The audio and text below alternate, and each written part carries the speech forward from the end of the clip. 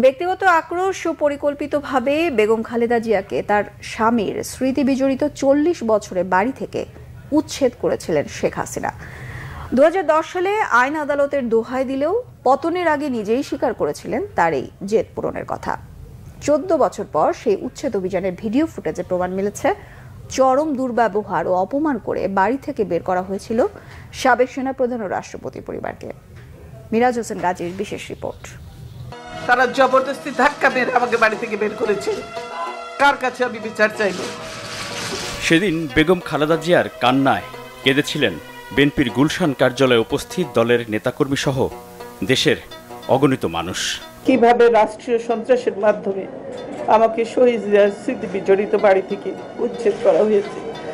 একজন বিরোধী দলীয় নেত্রী, সাবেক ৩ বারের প্রধানমন্ত্রী, সাবেক রাষ্ট্রপতি ও সাবেক সেনাপ্রধানের সহধর্মিণী, তার এমন কান্নার পিছনের কথা জানেন না তরুণ প্রজন্মের অনেকেই। কি সেই অজানা কথা? আমি প্রায় ৪০ বছর ধরে এই বাড়িতে বাস করে আসছি। স্মৃতিময় বাড়ির সঙ্গে জোর করে ছিন্ন করা হলো আমার এতকালের সম্পর্ক।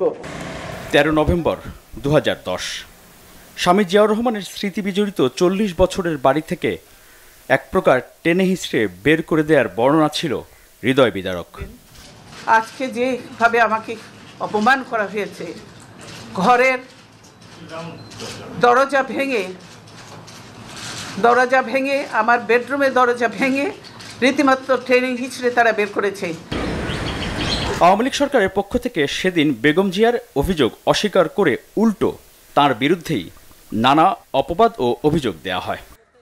টেনে হিচড়ে বাড়ি থেকে বের করে দেয়া, দরজার তালা ভাঙ্গা, এক কাপড়ে চলতে যেতে বাধ্য করা, নিকটাত্মীয়ের সাথে অসদাচরণ নিতান্তই অসত্য, বানোয়াট ও উদ্দেশ্য প্রণোদিত। প্রায় ১৪ বছরের অপেক্ষার পর এবার জাতির সামনে সেই উচ্ছেদ অভিযানের অজানা কাহিনী। ২০১০ সালের সেই উচ্ছেদ অভিযানে ধারণ করা ভিডিওতে দেখা যাচ্ছে বেগম খালেদা জিয়া বাসার ভিতরে সোফায় বসে আছেন। তাকে বের হয়ে আসতে বলছেন উচ্ছেদে নেতৃত্বে দেয়া কর্মকর্তারা।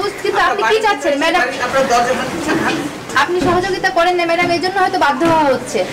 আমি সহযোগিতা সবসময় করি, আমি ভিডিওতে আরো দেখা যাচ্ছে বেগম জিয়া বলছেন সুপ্রিম কোর্টের আপিল শুনানি পর্যন্ত অপেক্ষা করতে। আমরা বেশি কথা বলতেছি না, আমরা জেনেই বলছি। তাহলে অ্যাপেলের বিষয়টা নিতই না নিয়েছে তারা, এবং তারা রাইটলি আদেশ দিয়েছে। না, তারা 29 তারিখ ডেট দিয়েছে। ডেট দিয়েছে শুনানির জন্য। শুনানি পর্যন্ত তো আপনাদের অপেক্ষা করতেই হবে। মনে আছে গুলশান কার্যালয়ে বেগম খালেদা জিয়া বলেছিলেন তার সাথে চরম দুর্ব্যবহারের কথা, যে জোর করে ওনাকে উঠিয়ে নিয়ে আসেন, জোর করে দরকার হলে ওনাকে কোলে উঠিয়ে নিয়ে আসেন। অভিযানের সময় ধারণ করা সেই ভিডিওতে পরিষ্কার বোঝা যাচ্ছে উচ্ছেদ অভিযানে নেতৃত্বে থাকা এক কর্মকর্তা বলছেন, যাও ওনাকে উঠিয়ে নিয়ে আসো। এরপর আপনারা সব গায়ের জোর করতেছেন।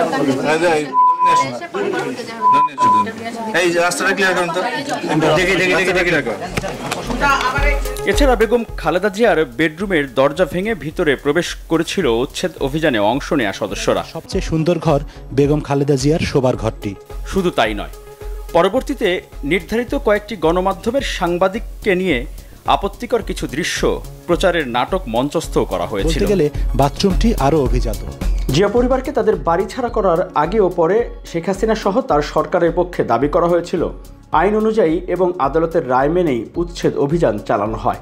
কিন্তু পতনের আগের বছর ২০২৩-এ যুক্তরাজ্য সফরে এক অনুষ্ঠানে বক্তব্যে তারেক রহমানের প্রতি রাগ ঝাড়তে গিয়ে শেখ হাসিনা নিজেই স্বীকার করলেন বহু আগেই প্রতিজ্ঞা করেছিলেন বেগম খালেদা জিয়াকে বাড়ি ছাড়া করবেন তিনি। যেটা আটকালো, আমি কিন্তু তখন লিডার অফ দ্য অপোজিশন এবং ফ্ল্যাগ গেড়ে আটকালো। আরে আমার বাবা দেশ স্বাধীন করেছিল বলেই না এই ক্যান্টনমেন্ট। আর ওই মেজর জেনারেল প্রমোশনটা তো আমার বাপেরই দেওয়া ছিল। আর আমি ক্যান্টনমেন্টে ঢুকলে আমার বিরুদ্ধে মামলা। সেদিন প্রতিজ্ঞা করেছিলাম যে ওই ক্যান্টনমেন্টে বসবাস করতে হবে না, যেদিন সময় পাবো বের করে দেবো। স্বামী জিয়াউর রহমানের স্মৃতি বিজড়িত ৪০ বছরের বাড়ি থেকে রাষ্ট্রীয় ক্ষমতার অপব্যবহার দ্বারা উচ্ছেদ হওয়ার পর বেগম খালেদা জিয়ার সেই অসহায়ত্ব আর কান্না হয়তো এই গণভবনের ভেতরে বসে দেখছিলেন আর উপভোগ করছিলেন সে সময়ের প্রধানমন্ত্রী শেখ হাসিনা। কিন্তু 14 বছরের মাথায় ছাত্র নাগরিকদের অভ্যুত্থানে জনরোষ থেকে রক্ষা পেতে এই গণভবন থেকে অর্থাৎ নিজের বাসভবন থেকেই শুধু পালিয়ে যাননি, দেশ ছেড়েই পালিয়ে যান শেখ হাসিনা। মিরাজ হোসেন গাজী, বাংলা ভিশন, ঢাকা।